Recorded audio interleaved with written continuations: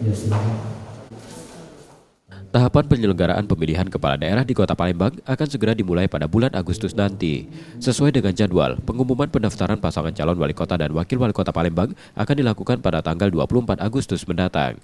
Pendaftaran calon pasangan dan penelitian persyaratan calon pasangan akan dilakukan pada tanggal 27 Agustus 2024. Sedangkan penetapan pasangan calon dilakukan pada tanggal 22 September serta pelaksanaan kampanye dilakukan 25 September. Sedangkan terkait dengan pendaftaran calon independen beberapa waktu yang lalu, KPU Palembang mengakui telah melalui proses sidang musyawarah. Untuk salah satu balon wako dan wawako jalur perseorangan, sudah keluar rekomendasi ditolak dari Bawaslu.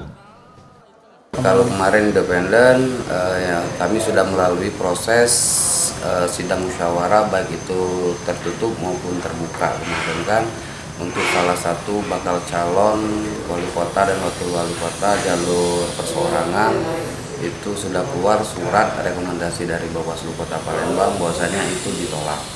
Dan yang lain mungkin ada dua mekanisme yang kalau kami lihat, ada yang langsung buat laporan ke Bawaslu Kota Palembang dan Bawaslu Provinsi Sumatera Selatan.